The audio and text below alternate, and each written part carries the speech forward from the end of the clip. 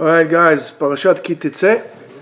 Tetzei. I have so much that I wrote, but I'm probably going to cut it in half, at least. So Tetzei lemilchama al oivecha. If you should go or would like to go to a war on your enemy, unetano Hashem elokecha biyadcha v'shavita shivyo. And God will help you win the war, and then you do your stuff. So that winning of the battle in the world, unetano Hashem elokecha biyadcha, it seems like it's a given. Ki tetzei lemilchama al oivecha, unetano Hashem elokecha, right, biyadcha, and then God will give it to you. It seems like it's obvious. So it's guaranteed win over there. However, in a different pasuk, we find things presented in a little different way, and it says, "V'chi tavo milchama be'artzechem," and if there's going to be a war on your land, hatzar hatzorer etchem, right, and somebody was going to oppress you, going to try to start war with you. Ve'eratem b'chatzotzrot v'niskartem lifnei Hashem elokechem v'noshatem oivechem. That's in Bamidbar Yud. And if that will happen, what you should do, take trumpets, blow the trumpets, play a little Miles Davis over there, and it's gonna be okay, and then you're going to win.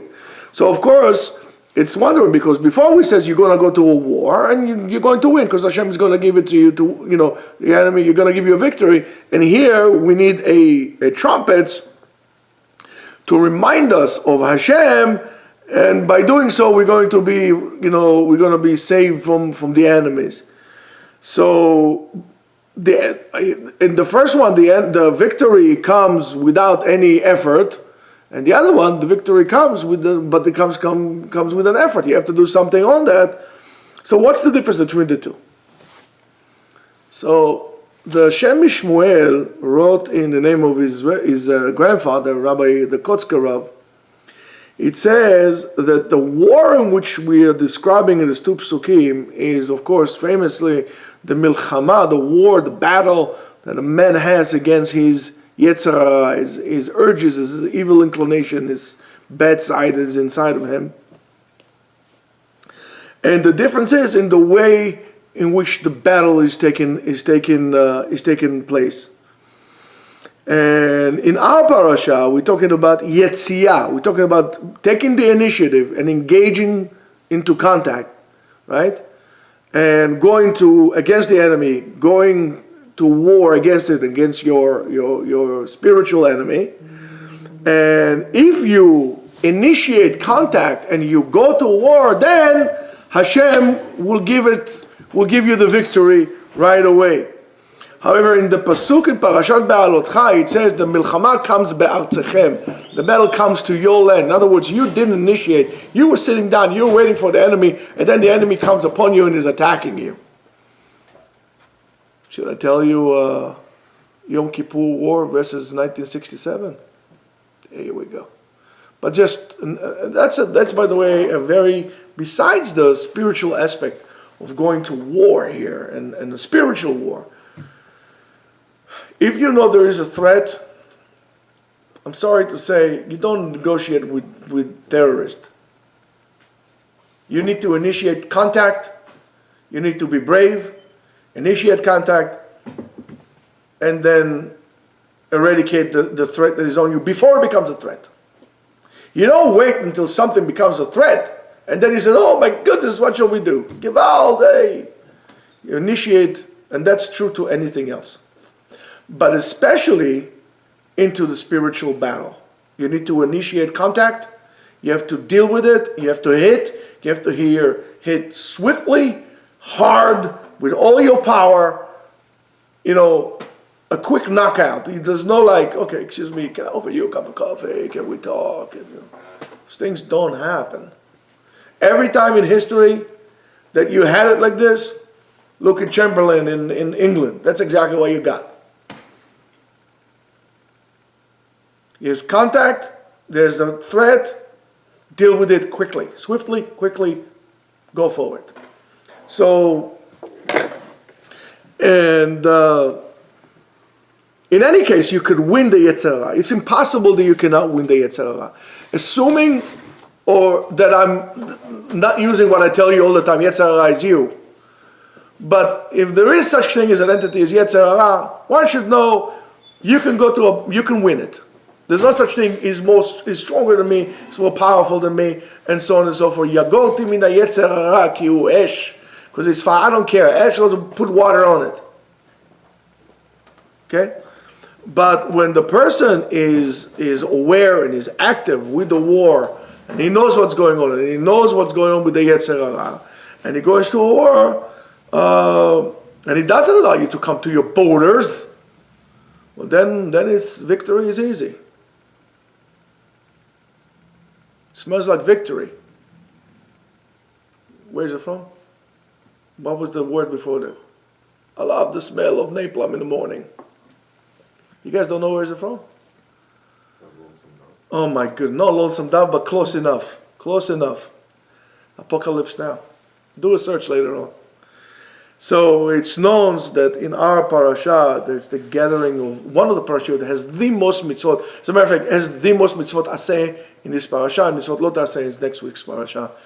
But is there really any connection between the psukim, between the verses, or this is just a collection of laws, do this, do that, don't do this, don't do that, and so on and so forth? Is there, sometimes it looks just like arbitrary, just a collection of laws. Like, don't run a red light, don't stop in a stop sign, and so on and so forth. Or, for example, what's the connection in the parashiyot that deals with the deterioration of the person, who all he does is obsess about eating and drinking, and at the end becomes a thief, and at the end curses God? To the mitzvah of, let's say, for example, Hashavat Avedah, bringing back a lost item that you know who it belongs to, or the mitzvah of helping your brother to unload and load, let's say, his donkey or whatever it is, in terms of, is there a connection between the two? What's going on here? Is there a connection between that and going to a war in Yetzer Hara?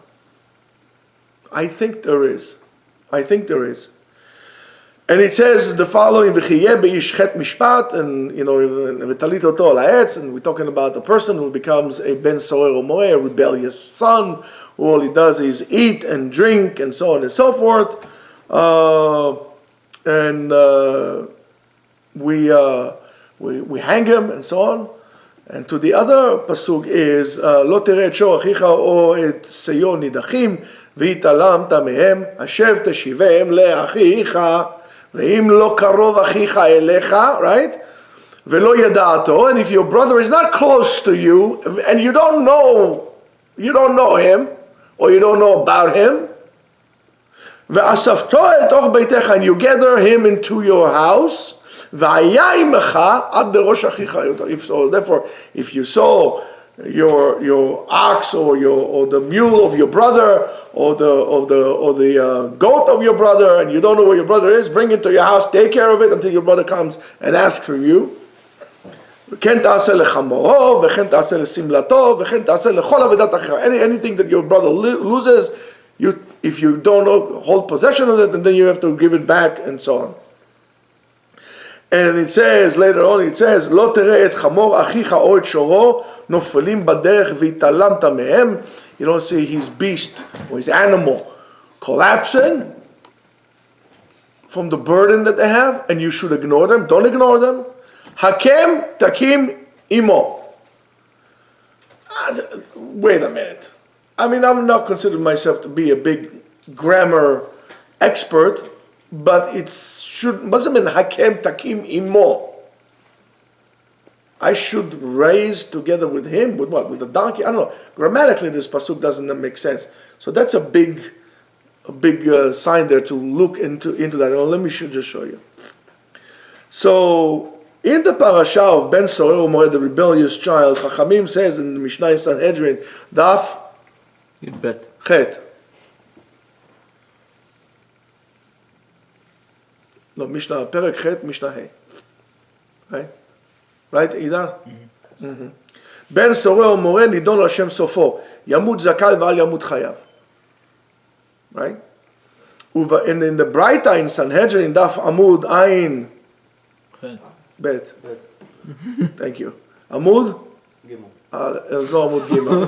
Amud Aleph. It says, Tanya Rabbi Yossi Aglili Omer, ומפני שאכל זה טרימטר בשר ושתה חצי לוג האיטלקי, אמרה התורה, יצא לבית דין להיסכל, because he drank a whole bottle of wine, Italian wine, and he had X amount of, he had a cowboy steak, 72-ounce steak, but that we should kill him. Why? It doesn't make sense. Ella, but rather, he says, הגיעה התורה לסוף דעתו של בן סורר ומורה. The Torah is able to see what's going to happen at the end with this guy. שסוף מגמר נכסי אביו. At the end, you're going to take away your father's belongings, your father's money. ומבקש לימודו ואינו מוצא. And he's not going to learn. He's not going to know anything. ויוצא לפרשת דרכים. And he goes in a corner, ומלסתם את הבריות, and he becomes a thug. It starts with the little things, guys. It starts with the little things of eating out of control, drinking out of control, smoking out of control, and everything else out of control. At the end, you become a thug. You don't believe me? You disagree with me? Hey, you could. But look around what's going around you. What is the world obsessed about right now? Chefs. Every guy who can flip an egg is a chef. Food. Meat, sex, alcohol, drinking. In Israel, they're talking about the culture of drinking. Everybody's drinking in Israel. Since when Jews became alcoholic, for crying out loud? And in the end, you become thugs. The Torah understood. So the Torah is telling you, listen, buddy, take care of this guy immediately when he's young, because at the end, that's what's going to happen. And that's exactly what is happening to our society nowadays. The Torah says, Yamud zakai val yamud chayav. Better off, we'll take care of him when he's innocent, then we'll have to deal with him when he's really guilty.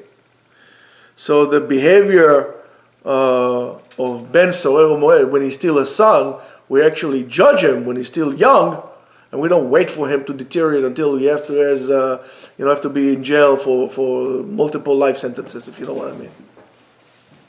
Chachamim further says that the parasha v'chiyeh beish chet mishpat and so on and so forth v'talin oto al ha'etz, right, to parashat Ben Sorer Moreh, that enon mitzal mizeh ve'enon mitzal mizeh. If you're not going to be saved from this, you're not going to be saved from that. That path takes you into one place.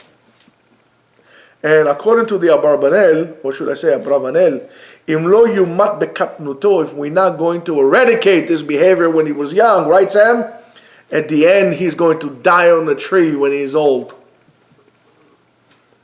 And the parasha, v'chiyeh beish chet mishpat mavet v'umat talid al ha'etz, of course, deals with the megadef, a person who curses God, or with a person who is an idol worshiper, which according to Chachamim, their sentence is hanging.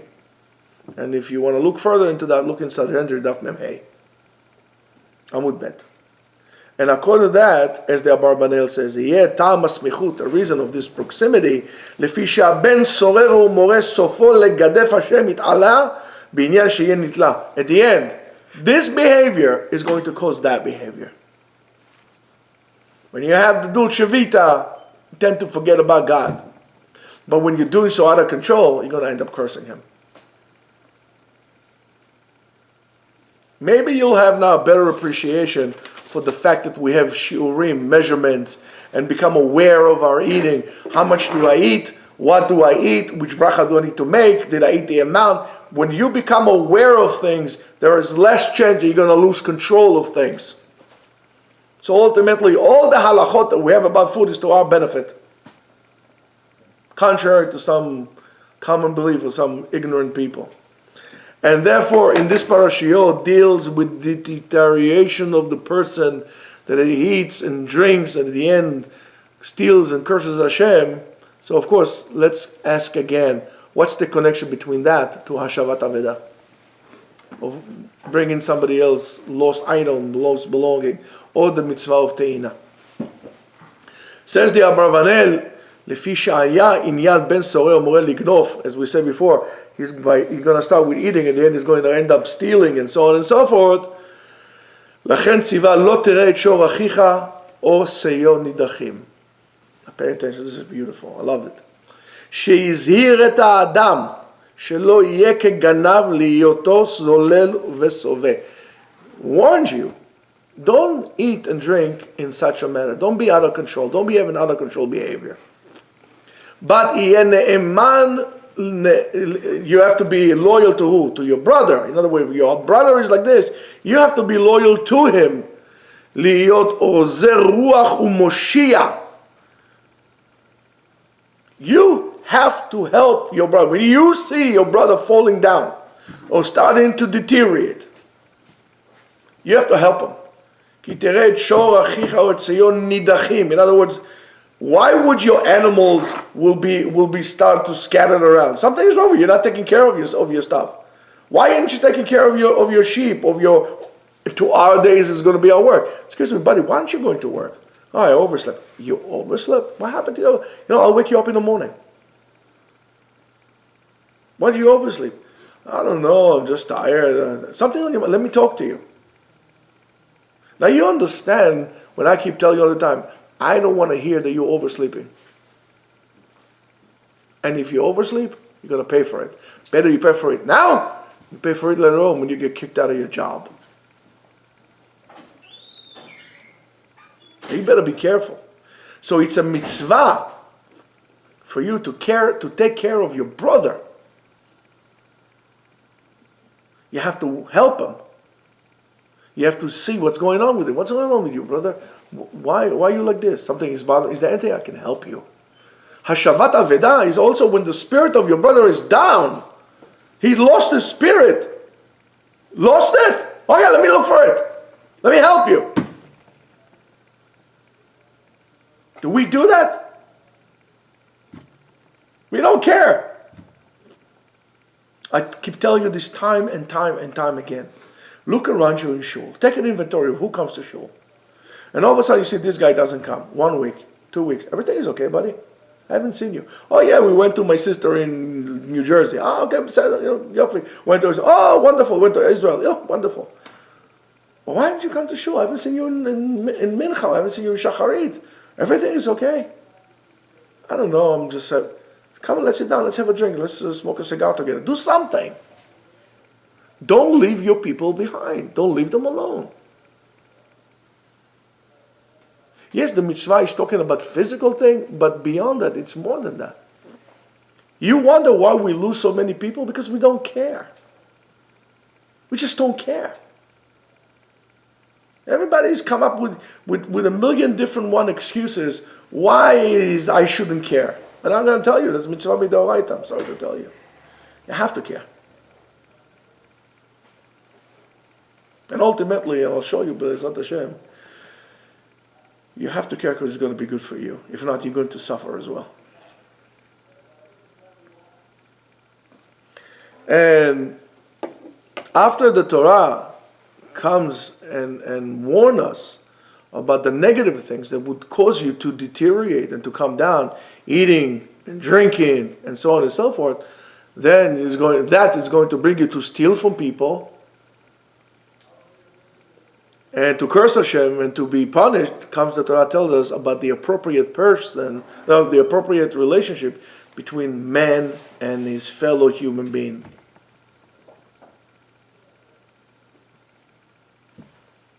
And the reason is very simple, as the Abravanel says, and for us, the Torah uses the example of bringing the lost item of your fellow Jew or fellow human being, but also to help him out. You see a guy with struggling with changing a tire, just go help him.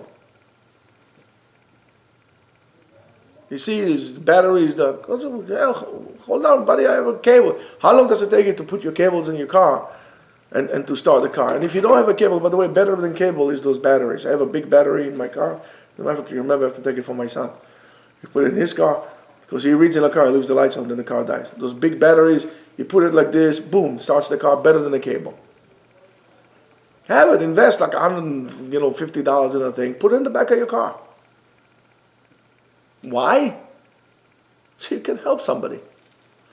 If you help a person one time to start his car, it was worth $150 because he just did a mitzvah. You want to tell me a mitzvah is not worth $100, $150? And if you helped a non-Jew, you did Kiddush Hashem, Habibi, you have a really ticket to Olam Haba. I don't understand, what's your problem? But your schedule is more important. You're too busy. But if you're too busy, one second, if you were too busy, why did you waste your time all day long? If your time was so precious, why are you sitting down and watching YouTube? If you're so precious, why are you putting stuff on, I don't know, all day long looking at like lunatics on Instagram? Why? I thought your time was important. I thought your time was precious. Right, Sam? So he gives something to drink to Sam. It looks like he's going to pass out. So, as the Abarbanel says, הכוונה באלו המצוות, the intent of those mitzvot, is לעורר הרחמים והחמלה לאחים. To reach this point inside of you, to be able to feel the pain and the suffering of somebody else. Not just, oh, it hurts me. The whole entire world needs to know it hurts you. But when someone else, something hurts them, do you care? So sometimes you get pain, not always, but sometimes you get pain, so you know what somebody else feels when you didn't care about his pain. So this mitzvah, is, you see, as I told you, is good for you. The Shem Shmuel says that the difference between these two psukim, as we said before, ki Tetzei and so on and so forth, is really the difference between Lashon Yachid in our parasha, which talks about singular, ki Tetzei, you as an individual, to Lashon Rabim as plural in Parashat Ba'alotcha, v'chi tavo'u, plural, right? And the difference is based on two principles that the Shem Shmuel says beforehand. But before we're going to actually go there, let's talk about the two principles that he has. A, he says, כל ישראל הם קומה שלמה, ואם על ידי כולם נתקיימו כל המצוות, דומה כאילו כל אחד קיים כל המצוות. Fascinating to understand that. Now pay attention how this sits down with what we said before, the issue of going to a war with the issue of returning and caring for your brother. He goes like this: the whole entire Jewish nation, the whole body of Jews, it's one figure. It's one unit. V'im al yedei kulam, and if by all nitkaymu kol hamitzvot, all the mitzvot, everybody is shomer Torah mitzvot. It is as if each and every one of us kept all the mitzvot. I'm not a Kohen. I'm in Israel. Could I do mitzvot keuna? Yes, if all the Jews do the mitzvot, it's like I did the mitzvah as well. Right? If your whole, now look at your whole entire body. If you bang your pinky toe till it gets black and blue, the whole body feels the pain, right? But it's your toe. It should be okay. Just the toe is not a big deal. The whole body feels that. And so is when your whole body is healthy, the whole body is functioning like a machine. The same thing on Israel. The same thing on Israel. So, ach ze ba be'im hu davuk bechlal Israel. This is only if you are connected, you feel connected to Am Yisrael. It's not, if you're only there for yourself, you only care about yourself, that's not going to happen. You could yourself do all the mitzvot kulam, according to the Shem Shmuel, it's as they say in Yiddish, a moiradik wort. It brings you all memories. It's an amazing idea. You could technically keep all the mitzvot kulam, all the whole entire 613 plus whatever mitzvot. But if you don't see yourself as a part of the Jewish nation, you don't feel the pain of the other Jew, it's like you didn't do anything. And yet, if I didn't get to do all the mitzvot, but everybody else does it, and I feel myself connected to my brother, it is like I did all the mitzvot kulam. Now you might understand, Rabbi Akiva, ve'afta l'reacha kamocha. Klal gadol b'Torah. The whole Torah stands on that. It's an amazing concept. That's why the whole divisions that we always have. Excuse me, what are you, Hasidish? Are you Yeshivish? I'm a secular, but a mecular. Shtuyot, nonsense. People should understand what the Shem Shmuel says. I think it's amazing. All those divisions that we have really sabotage us. It doesn't make a difference. You know, you could be Yemenite and the other guy could be Scandinavian. You could be redhead and the other guy could be slanted eyes. Who cares? That doesn't make a difference to us. Us as Jews, those things should not make a difference. And that's why I'm saying to you, I'm only marrying for people from my cultural background. What culture? You have no culture in you altogether. Oh, we all Jews? What do you care? Person shomer Torah mitzvot. Good. You have the same concept about Judaism. Good. Who cares if you are Uzbeki and she is Pakistani? Actually, that's pretty close. But whatever it is, you know, like, I don't know what, she's Norwegian. Who cares? When you don't connect with the other person on the issue of mitzvot, you created a difference before you even started. Who cares what the other person is? Shomer Torah mitzvot, yes. Interested in learning Torah, yes. All right, let's go to the Rabbanut, let's get married. Shalom, goodbye. Where's the rabbi here? Who the father was, who the mother was, which school did your grandfather go to? I don't know. University of Life.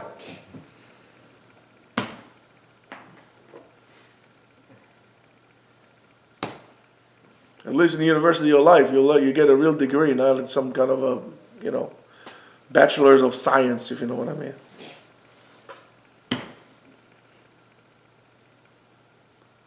We need to understand this concept. This concept is amazing. Now, Shem Shmuel says, also if you do one mitzvah b'shlemut, one whole mitzvah, perfection.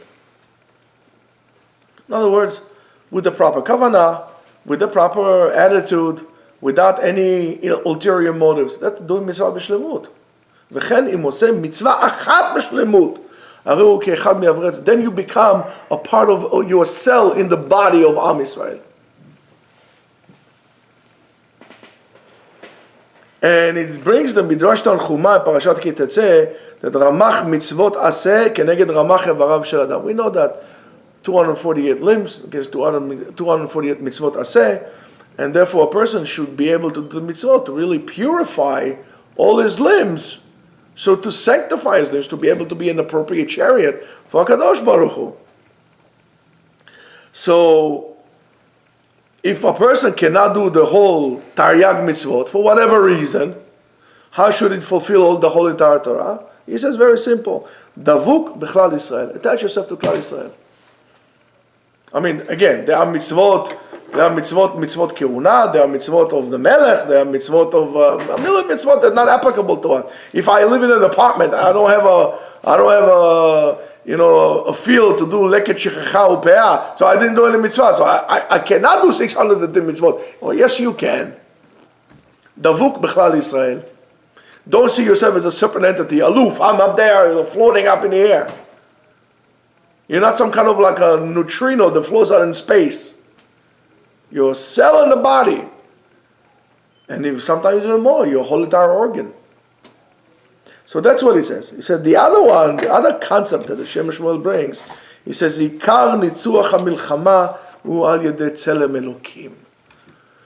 The best way to win a war is what we call the image of God, the tzelem elokim. Adam shetzelem ha'elokim shebo hu b'shlemut menatzeach b'milchama.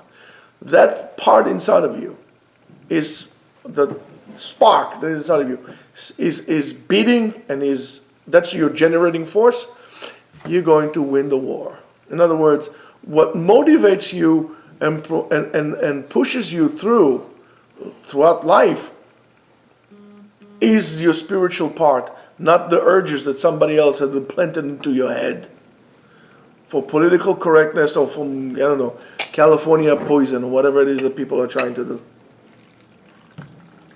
And so based on those two principles, the Shem Shmuel explains the difference between the Lashon Yachid, singular, and Lashon Rabim in Parashat Be'alotcha, as we said before.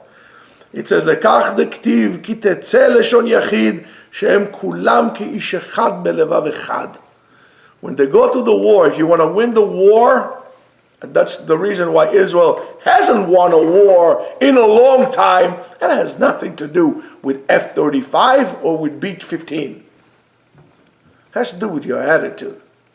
If the Jews are not going together to war together, you're going to put a big effort. You might even lose. You're going to go together as one body. Forget about parties. Forget about this. We should not, as Jews, we should not have parties. Our party is Am Israel. No Likud, no this, no this is nonsense. These are concepts that came from the outside. Every Jew should be concerned what's good for the other Jew. I mean, we deal with those things and we do business like it's like, Manchester United versus Manchester City. Likud versus this versus that. Machpatli. Am Israel, I'm voting for you. Not Am Israel, I don't care about you. I'm sorry, with all due respect, you're a nice guy. I don't care about you. I mean, did you see a guy, let's say for example, let's talk about baseball, right? You see a Yankee fan who cares about what happens in the soccer league in Australia. I don't know what I care. Let the Australians, well, good for them, but what do I care? Maybe a Met fan because they don't do so well, ever. But you know what I'm saying. Who cares? But we need to understand that. We must understand that. So therefore, and if we're going to consider that each and every one of us is dependent, and I mean we are dependent on each and every one of us to do the mitzvot and so on and so forth. Therefore, the Tzelem Elokim will bestow upon itself completely because we created the receptacle that can actually hold it. And that's always the association between Knesset Israel and Kedusha Brichu. Knesset Israel is the receptacle, Kedusha Brichu is the thing that fills it up. That's why it is. And if we have holes, I don't care how beautiful your jar could be, if it has a hole, it's not going to hold anything. You can buy a vase from Walmart for, $5 maybe today, made from plastic. Or you can buy a Qing Dynasty vase with a hole in it. What good is that vase with a hole? It's not going to hold anything. Okay, Qing Dynasty, there's a hole in it. There's a hole in the roof, Delilah, right? It doesn't hold anything. So are we. And which is not the case when it says kitavo, when you will come as plural, to show us that they're not ish echad belev echad. And mimele, because since they are not going to war together as one body, as one unit, mimele, Tzelem Elokim is not bestowed upon them completely. And it's impossible for all of them to do the mitzvot, and that's why they're going to lose. And because of that, they will need a lot of rachamim, and therefore there needs to be an awakening. And in our parasha, the Torah did the concept of Lashon Yachid as a singular to really describe to us when the whole nation is Ke'am Echad Belev Echad, one nation, one heart. And in this case, it looks like everybody did the whole entire mitzvot, and of course, they're going to have a chance to win the war, and they're going to win the war. But when there is a division in the nation, so therefore we need tremendous rachamim and we need the Torah, and the solution is very simple. The Torah says, blow the trumpets, like what we do on Rosh Hashanah, And the Torah v'heroatem, right? And that's why when we do Rosh Hashanah, we ask Ginucha ganach v'yolei yalal, liot shafel berech. To all of us, to humble ourselves when we blow the shofar is like imitating or producing sound that sounds like crying, to really bring us all together to kneel down in front of Hashem. Then the rachamim come up, then the slicha and the mechila comes up. So when each and every one of us looks and says, oh my goodness, oh my goodness, oh my goodness, everybody's like this. We all in this oh my goodness together. So we are becoming united, and then we become like one nation, one body. That's why it's very important to also go to shuls appropriately on Rosh Hashanah, regardless all year long, but especially Rosh Hashanah, Yom Kippur, when the shul does not have fights. What motivates davening in a shul is not a bidding war, which I know is good for business, but very good for prayer. To understand that I should give up for the other person. I know. Let's say, for example, argument's sake, I want to give $10,000 for shul. But I know that every year I buy it, and this guy next to me always quenches, because he does it, he wants it, he's dying to have it. But he can only afford, $500. So guess what? This year I'm going to let him win. I'm going to give my $10,000 anyway. I mean, who am I giving it for? Giving it for me, or giving it to the shul? Give it to the shul. So I give it $10,000 anyway. Let this guy feel good. At Rosh Hashanah, what could be better than me making another guy feeling good? Instead of fighting. Argument. I just don't understand that. It's like bidding the purpose. It just does not make sense. Better if you go to a smaller minyan, that everything is done in unison. You go to a big minyan and there's fights and arguments and fist fighting and whatever is going on there. You want to do fist fighting, Habibi, go to MMA, or go to UFC, or do Brazilian Jiu-Jitsu, or do Muay Thai. But leave that in shul. That shul should not have that. So have this in mind when you make your decisions. We need to make decisions different than what we're doing. And why there is a separation in the people? Because each one is the one in the eyes of himself. Each one considers himself to be the best, the most important, and so on and so forth. And that self-glorifying really prevents us from being united. It's as simple as that. That's why we need to do the Torah. We need to do something which is called sound of crying and humbling. And as we said, להיות שפל ברך ונשבר בפני עצמו. Really, תחשוב about what you do. You're so great, but you fell on this minor thing. How could you have done it? You're not so great as you think you are. Oh, Bob, the Yetzer Hara, he did it to me. No. That's why I said to you, you did it. You didn't go to war. You let it penetrate inside of you. Now, I'm going to tell you the following. When he says, Hakem takim ito, one should understand that the fall of your brother is your fall as well. When you raise your brother, Hakem takim ito. When you lift your brother up, you yourself being lifted. If he's down, you're going to be down. You can't say, Shalom alecha nafshi. I don't care what they do. I'm going straight to heaven. You're not going anywhere, buddy. You're going exactly where your brother is going. You need to care. You're not going to learn it this way. You're going to learn it the hard way. But you got to care. You want to go to war and win it? Your ability to win the Yetzer Hara is with your caring to your brother. You want to get up early in the morning? Wake your friend early in the morning. You want to go to shul because you know it's the right thing to do? You make sure you go with your friend to shul. You are not going to sit here and just taking care of yourself. And if you really want to take care of yourself, you got to take care of your brother first. You can't say, I'm just sitting here, I'm learning, I'm just sitting here watching the wheels go round and round. I'm learning Torah. I don't care, listen, people have a free choice. You're right, you also have a free choice to help your friend. And you don't think that you're going to go to heaven when he's going to hell because you're going to go right with him because you didn't help him. Hakem takim mito. The Ben Soreru Moreh is being hung out for all of you to see because it could be you.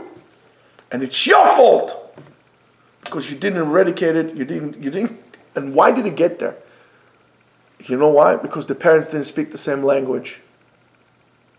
He said mutar, she said asur, the other way around, because everybody was too important to give up.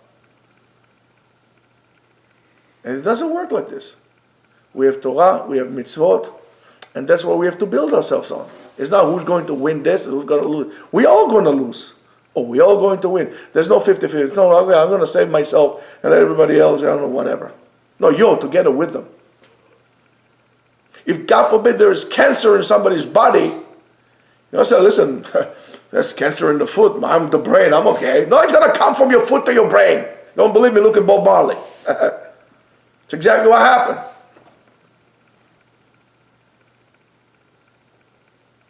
That's the way it is. You're going to go to a war, you're going to win. If you know what you're fighting for, if you're going to take care of it early, you're going to create a system of caring, of compassion, of help, of kindness. If you're going to be able to feel the pain of the other has nothing to do with it, just your brother. You can't just be merciful to your people and then cruel to other people. It has to be inside of you, across the board, to all human beings. Jews, not Jews, men, women, sinners or righteous. It's you. And if is there a society that is falling apart, I can tell you this, most likely it's because we don't do enough to care, to show that we care, to show that there's a better option. If people are telling you the wrong things, if you see people giving people the wrong advice, and we are afraid of saying something because we don't want to be outcasted, politically correct or incorrect, and so on and so forth, it's on you as well. I didn't say yell at them and throw rocks at people. No, that's not the way of Torah. Explain to people. Give them meaning. Say, excuse me, but I don't think it's right. Say something. Look what we're doing to our kids. If I want to get a tattoo as a 16-year-old kid, I have to bring my parents with me. But if you're a 9-year-old, you want to have a sex operation, you as a parent cannot say anything. You got to give it to him. Why is nobody saying anything? Why? Because we don't want to be labeled? The heck with labeling. Labeling is for scanning machines and prices in Walmart. Say something. Say nice. Speak logically. Don't raise your voice. And say what needs to be said. It's on us. That's the downfall of Ben Sorel Umoreh. How did we as a society allow this? And you see the same thing with the Gla Arufa. Why does Ziknei Ha'ir, the elders of the town, when they find a dead body in between two cities, we bring the elders of the city which is closest to the body, and they have to do a whole ceremony? Why? Because if you would have, as the leaders of a community, would have educated the people to be more hospitable. If a passerby comes, don't let him sleep in the street. Invite him to your house. You experienced that when you went to, where was it? Aurora, Colorado? How nice it was. The people that you don't know from a hole in the wall invite you for the house for Shabbat. That's the Jewish beauty. Not just how many dapim of a Gemara you learn. How much do you care about them? You're strangers, for crying out loud. They let you into their house. They let you eat. Carry this. That's a true Jewish spirit. Kol hakavod to these people. I can tell you that much. We too much around the society, allowed the society to influence us, because we left a vacuum, and we need to speak about what's the right Jewish values of caring, compassion, dealing with issues, dealing with threats. You don't have to be apologetic when you're dealing with a threat. And there are threats of enemies that are coming from the outside. There's enemies that come in from within, like homegrown terrorists, criminals, and so on and so forth. And there are also enemies for your spiritual well-being, for your way of life. And we are on a constant bombardment on that, especially in this state, where we have to alter the textbooks, our textbooks, to fit with what the agenda of the current government is. That's unheard of. What happened to freedom of speech? What happened to the separation of church and state? And if that means that we'll have to cut all our, funding from the government so we can continue teaching the Torah, teaching our kids the way we should, well, let it be it. Hayad Hashem tiktzar. We're going to find a way to raise money. Believe me, Jews are very rich. They'll give money for that. But I want to see those politicians, when they come to get Jewish votes, and they don't get the Jewish votes because they say, hey, listen, what you did to our schools. So they got more to lose than we do. We just have to understand that. But to understand that, we need to understand what does it mean to care about my fellow Jew. And to understand that without my fellow Jew, I cannot make it. You could be the best fighter. You could be Jocko Willings fighting with, what's his name? David, what's his name? Goggins. Goggins, yes. But how good are those people? Just as good as the guy next to them. They could be super. You can have Jocko Willings as a soldier and a bunch of 10 guys who are like losers. They're not going to make it. He's not going to be able to do it. You're as good as the person next to you. And we all need to remember that. It doesn't make a difference how talented you are part of the whole. And our job is to maintain it. As much as you need to maintain your body, you need to maintain your neshama. Shabbat shalom.